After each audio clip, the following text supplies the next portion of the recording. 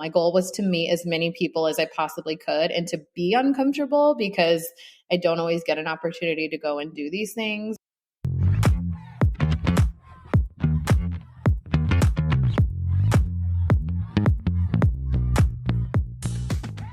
Hey, everybody. Welcome back to the Keeping Up with the Calligraphers podcast. I'm Cat of Cat Lauren Calligraphy. And I'm Alex of Signs of Our Lives. And we are here with another mini episode. If you were following along on our Instagram last week, and when I say last week, we are currently recording this at the end of January. I went to my first networking event. So Yay! I followed Alex's advice from, I think it was episode 3. Yikes if I'm wrong on that. No, Don't absolutely no idea, honestly. But anyways, we had an episode, we'll link it, where we were talking about how to find different events and things like that, or how to market yourself as a live event artist. So I took a lot of Alex's advice and I went to my first networking event. So I posted on the story so people could see, and I had so many more people than I was expecting, one, to be following along. So that was really cool. And 2, people asking a lot of questions. 1, I did not get back around to a lot of those questions on the stories because I was in the field again for my career the next day. But I thought it could make a good mini podcast. So we are going to be here and answering those questions and talking a little bit more about my experience and my thoughts and all of those things. First and foremost, I'm so proud of you. I know it's really hard, especially for introverted artists, to go out and network and to put yourself out there. I know for me, because I go to a lot of networking events, I'm always responded when people hear that I'm a calligrapher. They're like, what? Like, it's just like, I've never met one in the wild. So I'm curious if you got the same reaction. I did, but I did get a handful of but you do weddings, or oh, you make invitations. And I was like, no, I do something, I don't want to say way cooler because that is really cool, but that's just not what I do. I do something fully different. And then, having to do the elevator pitch that I don't feel like I'm very good about. And all of that was definitely anxiety inducing for me, but we powered through it and it ended up being a really good event. I love that. I honestly, depending on who the audience is, I'll be like, I'm not a regular calligrapher. I'm a cool calligrapher. Shout out to anyone who, knows what I'm talking about with That's a Mean Girls reference. Which we haven't gone and seen yet. We do need to go see that. And if you just say right now that you saw it already, I'm going to come through the computer. I did not. Okay, I would not do that to you. Okay, we still need to see that. Okay, well, that's really awesome. And yeah, I think the elevator pitch is that's the hardest thing. And for anyone who doesn't know what an elevator pitch is, it's something that basically you have to describe what you do in 30 seconds. So the time it takes for you to go up or down an elevator, I guess. I'm not really sure. I guess that's where it came from. If someone asked you in an elevator, could you tell them what you do by the time the doors open and you have to part ways? Yeah, because we're all in elevators all the time. So you should you have to be ready. Ready for your pitch. That's so funny. I've actually don't think I've ever, oh my God, that should be on our bingo card, is give someone an elevator pitch on an elevator. We'll add it to the next one. Anyways. Yeah. So, okay. Tell us more about the networking event. A lot of people want to know, how did you find the networking event? Which I was like, excuse me, people, go listen to our episode about booking events and shit like that.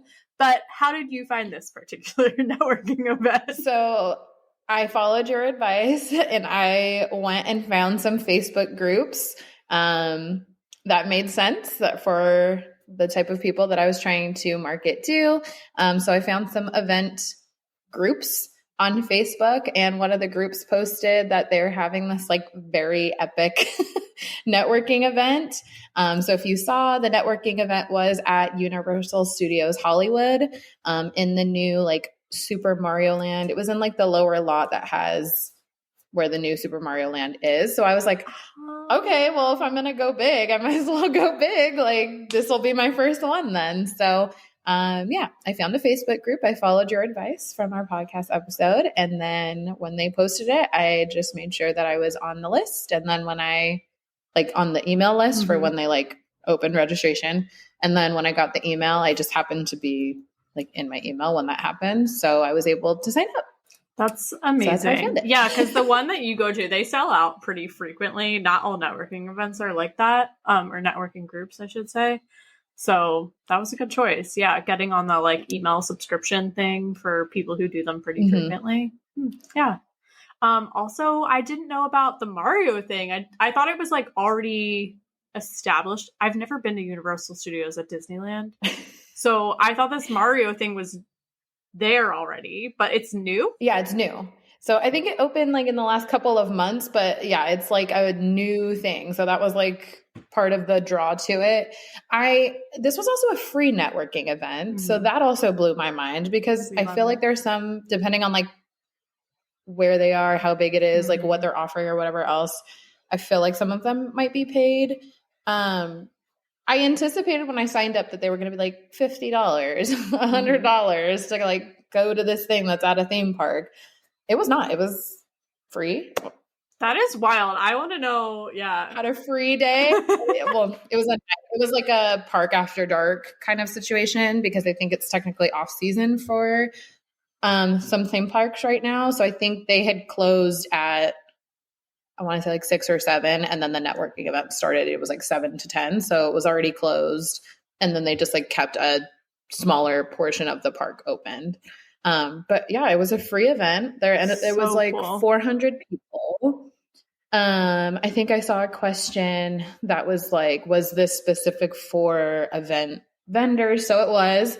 And I think that was part of it. I think Universal wanted to also show like, hey, we can host like really big gatherings. I know a planner we worked with did a Christmas party for a company at Universal Studios. So I think that might've been part of it, was like, it truly was like a group of people that are in the event space. So wedding and also corporate and whatever else. So it was specific to event people. Yeah. I think it goes back to when we chatted a little bit about styled shoots. It's like kind of similar with certain networking groups. Like this one wants to put on an event, and the event is for event vendors. But it's like the vendors that are sponsoring the event are showcasing what they do in order to, like, that's kind of like this is how they're marketing themselves, right? Is like they're providing food, or better than a brochure or an email. It's like all the people that you want to book you are going to be there. So show them your best stuff kind of thing. And there was like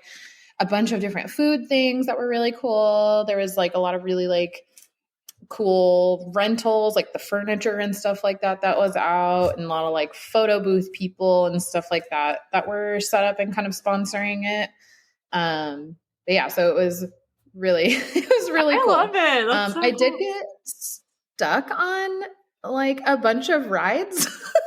Oh gosh. So that kind of cut into my networking time. But so that was what happened. Like when I was on the tram, we were having some like technical difficulties or whatever. So when I got on the tram, so they like picked us up from the top of Universal to take you through like the studio tour, which is like one of the really big things for Universal, because obviously it's also a live like production studio, or like for TV and movies and stuff like that. Like they currently shoot shows there. They're currently shooting certain movies there. Literally had no idea. Yeah, so they're all live sound stages. I had no idea. Okay. And so the studio tour takes you down to see like all of those things, and they have like old sets. So they have like the house from what is it? The Bates Motel. I can't think of the name. Oh gosh. I know what you're talking about. So they have like the house and like the Bates Motel itself. And then they have like a little lagoon that has like the shark from Jaws. They have like the Grinch, like Whoville, like parts of Whoville set up. So you can kind of like see all of the like behind the scenes and stuff. So that's normally like a 40-minute thing.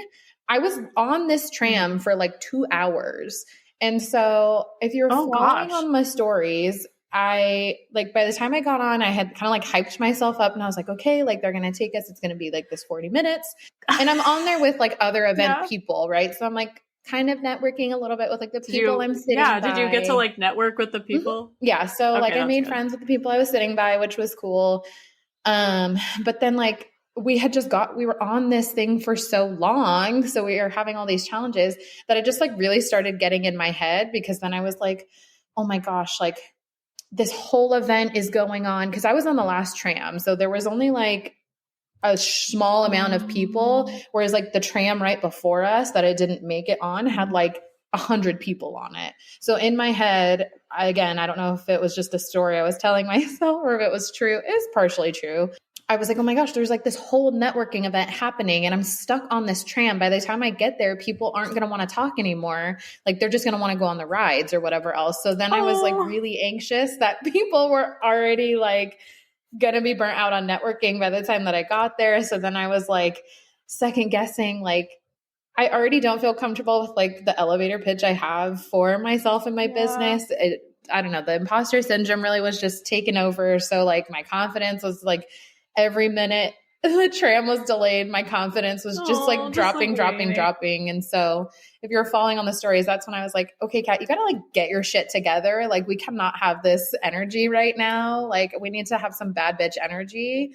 And so that's when I was like, okay, I'm really competitive. I played sports like all through college. Like I've just always been really competitive. That's how I do best. And how I'm best motivated is with a little competition. So that's where I made those little challenges for myself.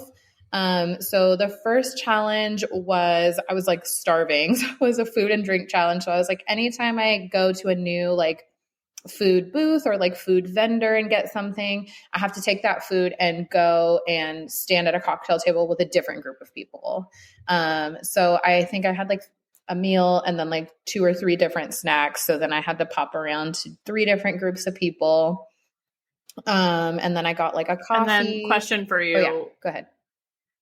I feel like I know the answer to this, but like someone who maybe has never been to a networking, how do you like join a group? What do you say? Or what did you say? I was going to say, I don't know if this is what you're supposed to do or not. Yeah. There's no rule. I don't think there's rules to networking events, honestly, but like what was your experience? I would literally just like look for a table that had like an opening for a person. Because if it's like a full thing, I wasn't going to be like, can I wed myself in? Like, that's weird. Well, I would have felt really weird. Those people. So I would look and kind of see if there was maybe like 2 people standing together where I could like easily walk up, or if there was like 3 people, but there was like an opening for a 4th person. So I'd kind of like assess for that. And then I would just walk up and be like, hey, like, is it okay if I join you guys here while I eat my food or my snack? And I thought that would be a lot harder to transition into like a networking conversation. I built up this story in my head that like everybody already knew everybody. And so I was the new person like coming in and it would be really weird. But that wasn't the case, thankfully. Definitely not the case. Yeah. It was nice because everyone kind of like had the same script of like, what do you do? Oh, like, you know, like here's my business card. We should follow each other on Instagram. So that made me feel better that like I had some familiarity of like, okay, this is how the conversation's going to go. And then it was easier to continue the conversation because then I would either have questions about them or more often they would have questions about me, which was really cool. So that was a lot easier than I was expecting. I thought it would be a lot harder to break the ice, but it was much easier than I expected. And that was a very, very, very, very welcome surprise. Yeah, I mean, you're at a networking event, so everyone hopefully is there to network, and also there for the same reason that you are. I don't know. It's still like LA though, so I didn't know if people were going to be like catty of like, oh, like it's a networking event, but we already know each other. We just came to like ride the rides, you know, or like I didn't know. Like it's still LA. Yeah, like, it's not always the most friendly of people. Yeah, LA could go either way, but I feel like that's a good group of people. It sounds like there were a lot of people that you got to connect with. So like what type of people did you end up connecting with? I met I would say I truly didn't meet a lot of the same things, which was really cool. I really thought I would meet a lot more like photographers, videographers, planners. I met a handful of planners, but they all had very different like niche clientele. I didn't come across anybody that had the same clients, which was really cool. Or the same niche. Good job, planners. I know. And then I did come across a handful of photographers, but again, like different niches or different like, I guess like niches. I met a lot of live musicians, which was really cool, or like live performers. Like there was this guy that was like a drummer, but it was like a very like Cirque du Soleil type situation. I was like, wow, that was like, you're very talented, sir. I have like 1,000 more questions about this. What else? I met a lot of live event agencies, which was really cool. Oh. In my head, again, I thought... Wild. I don't think I've ever met anyone. I did not know this was a thing, or maybe in my head, like from certain events that I've seen, in my head, I was thinking these type of people have like the talent. I'm using air quotes. You can't see me on the podcast, but I'm using air quotes around talents.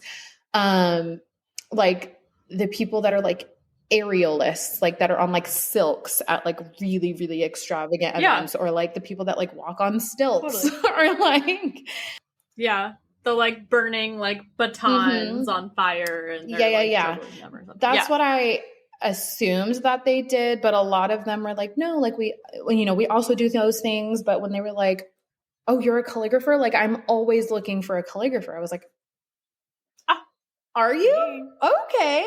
Like, so that was great, amazing. Because I would have never thought to like reach out to people like that.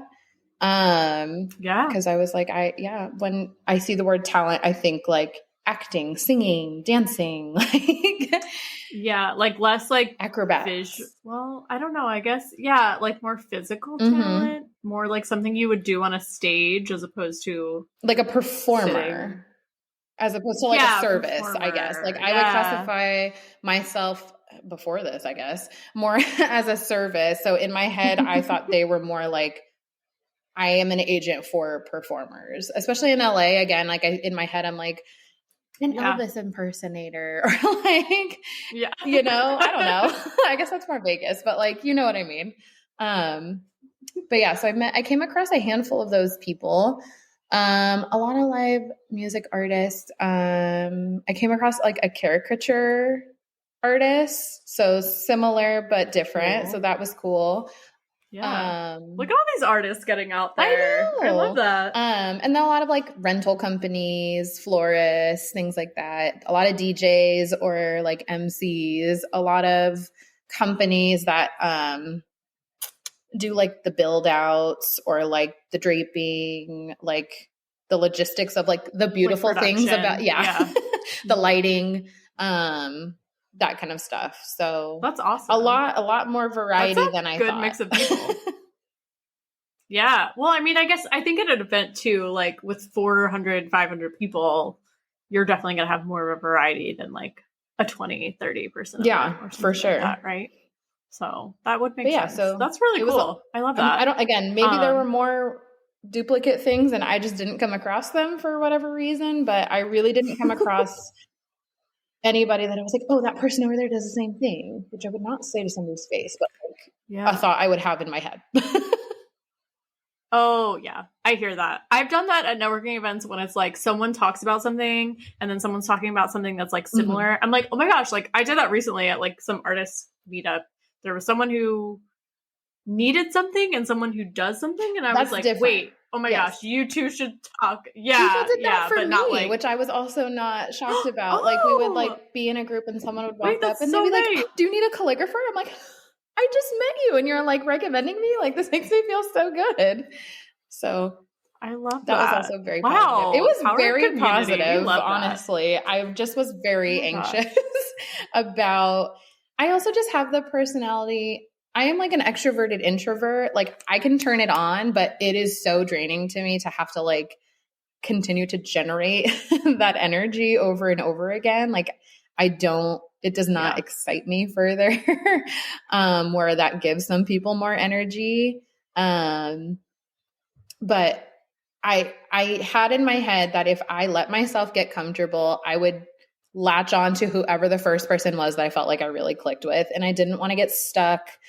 And that's not a bad thing if that happens, but my goal, it didn't align with my goal. My goal was to meet as many people as I possibly could and to be uncomfortable, because I don't always get an opportunity to go and do these things. And I was under the impression this was a lot larger of a networking event, which sounds like is accurate. So I wanted to make sure I got a chance to meet as many people as I could, because that could be fine if it's like a smaller networking event where there's maybe only like 10, 15, 20 people, like that's totally fine. But I was like, no, I want to meet as many people as I can. So it didn't really align with my goals. So that's where, again, I added the challenge of like, every time I go on a ride, I want to ride with like a different group of people, because I went with myself, and all of these rides are meant to be with like more than one person. Yeah. It's so hard sometimes going to networking events by yourself. Yeah. I think that also helped. I think it helped that it was at a theme park, because there was like natural things to like redirect to that didn't have to be conversation. So like one of the groups that I joined, they're like, I didn't get a chance to talk to them too much because they had like finished their food and I had like just started, and they were like, hey, if we wait for you, do you want to go on this ride together? And so like when there was kind of a lull in the conversation, people could be like, hey, do you want to go on a ride? And then it like wasn't a weird transition. So I think it was kind of helpful that there were like other things to redirect to, which that's not obviously always the case. I don't think random networking events always have something like that. So I feel like that also helped. But then again, I was like, okay, like I'm going to challenge myself to ride with a different group of people every time I get on a ride. So then it wasn't, again, me being with like the same people the whole night. And then what was the other challenge I gave myself? Oh, to pass out my business card, because I brought them all and I have such a bad habit of having them and doing nothing with them. Like I just keep them because they're beautiful and I love them, but I forget to like pass them out.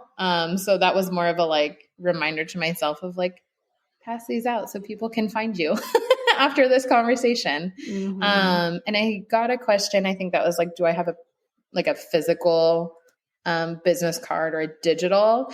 I have a physical one. I feel like I'm a calligrapher. I love like tangible things. I love like beautiful, like stationary paper type things. So that is a choice that I make for me. It was not like a digital business card, but I think every time I passed out my card, everyone was like, oh, we should follow each other on Instagram. So I feel like that also kind of served as a digital business card in this case. And then we can kind of see what everyone else does. And then it is an opportunity to keep in touch after. So that is kind of what that looked like. I love that. So you got all your challenges. Is there anything that you brought other than your business cards? No, because I knew I was going on the rides. Oh, that's fair. So I didn't want to bring anything that I had to keep like doing whatever else. So I literally just had like my wallet, my business cards, but they had like name tags, but they weren't like pre-printed or anything like that. It was just like a handwritten name tag. So I was able to obviously write my name in calligraphy, which I feel like made it like really easy for people to make that connection. So that was also kind of a little bit of a conversation starter. Or there was like a natural reaction when I was like, oh, this is what I do. And they're like, oh, that makes sense. Like with your beautiful name tag. Yeah. I love that. What else? Two other things that I feel like I maybe did intentionally, maybe didn't. I don't know. But like it brought attention to me that it was helpful, because then like people were approaching me for attention. Not for attention, but for conversation. I took a picture of like my outfit before and I tagged the group that was hosting the networking event. And they ended up reposting, which I feel like a lot of people do because they want to show like, hey, like people are coming, like get excited, to kind of like build interest as it's getting time to like start the event. So, and then kind of coupled with that, I decided to wear a bright red coat. One, because it's like one of my brand colors. But 2, I was like, maybe this will be a conversation starter. And if I feel awkward, maybe someone will come up to me and say something about my jacket. And then I can feel a little bit more comfortable. So that was a very specific style choice. I also had a huge black bow in my hair, which again, I'm like known for bows. So that's like very on brand for me. I had a lot of people complimenting my jacket and my bow.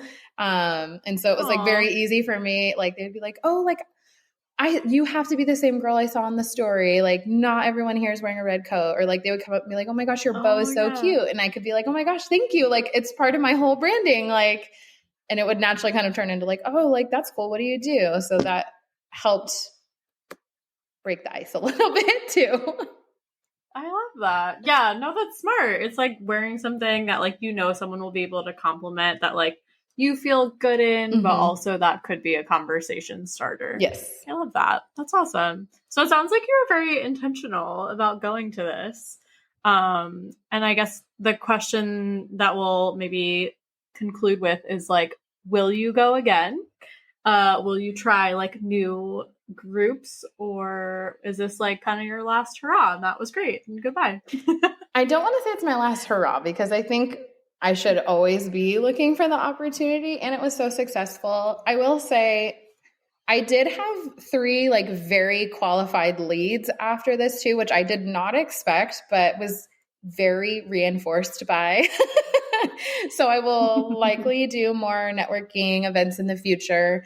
I don't think just like any networking event, like I'll probably kind of see which ones, 1, make sense with my schedule, and 2, kind of like makes sense given what like my goals are for when I'm going to these networking events. I had somebody at the end of the event message me and they were like, oh my gosh, you were so much fun to hang out with. Like, we should go to this other networking event together. Like, you're just so good at networking. Like, I have this one coming up. Like, do you want to be my +1? And I was so honored. I didn't get a chance to make it because I had another meeting for my Kenya trip that day. But I asked her to keep me in mind again because that was really cool. And I was like, hey, I'm making like a genuine friend. This is cool.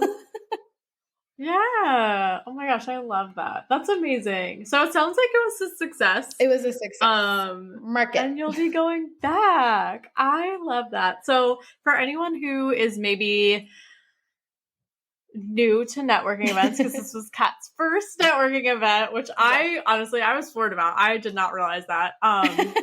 And you are trying to gain the confidence to go to your like next networking event. What are like your top things that you would just make sure people like my top takeaways, be, like intentional about? Yeah, your takeaways. Pick the networking event wisely. I think not just choosing any networking event, because I could see where if I, for example, did like a wedding networking event, not that I don't do wedding work, I'm just very selective about wedding work. I could see where I maybe would have felt differently coming out of that just because it doesn't really align with my business or my goals. So be intentional about the type of networking event that you're going to. I think also making a choice in like how you're going to show up. So whether that is like your mindset, what you're wearing, like your business cards or whatever it is, like show up in the best way that you're able to feel comfortable, feel confident. And then it worked for me. I saw a lot of messages that people thought it was a good idea, which makes me feel good. So I'll share it here. If you feel like you are not confident or imposter syndrome's getting you or whatever else, like I encourage you to find maybe like 1 or 2 small challenges that you can kind of have for yourself that pushes you a little bit out of your comfort zone, but it is attainable. You don't want something so hard, like I'm going to talk to every single person in the room or something like that isn't attainable or achievable just for like your comfort level. Yeah. the idea is that you're giving something that you're slightly motivated by that's going to give you a little bit of momentum. So once you get going, kind of your natural self will be able to shine. So it's not meant to be super hard. It's just something to like give you that little extra like push you need in the right direction. I love that. Amazing. Thank you for sharing with everyone. And as always, make sure I know we kind of mentioned at the beginning, we do a lot of interacting with everyone in our community. Hopefully you have Instagram. It's Keeping Up with the Callig. So find us on there. And that's where we're sharing when we post a new episode. And also Kat shared her going to the networking event in the first place. Make sure that you're subscribed to this podcast on wherever you listen, and submit your feedback to us. We want to know what you want to hear more about. We want to know how you're responding, your thoughts on anything that we're talking about. If you have anything to add, and also leave us a review if you're enjoying hearing us talk, and enjoying hearing our tips and everything. Make sure that you leave us a review on any of the podcast platforms that you listen to. And if you want to reach out to us individually, or maybe you found our podcast through Alex and you don't know me, or vice versa, or you just stumbled across our podcast and you don't know who either of us are and you want to give us a follow, I am Kat. You can find me at Cat Lauren Calligraphy on Instagram. And I'm Alex. You can find me at Signs of Our Lives on Instagram and all the other social media platforms. All right. And as always, thank you for keeping up.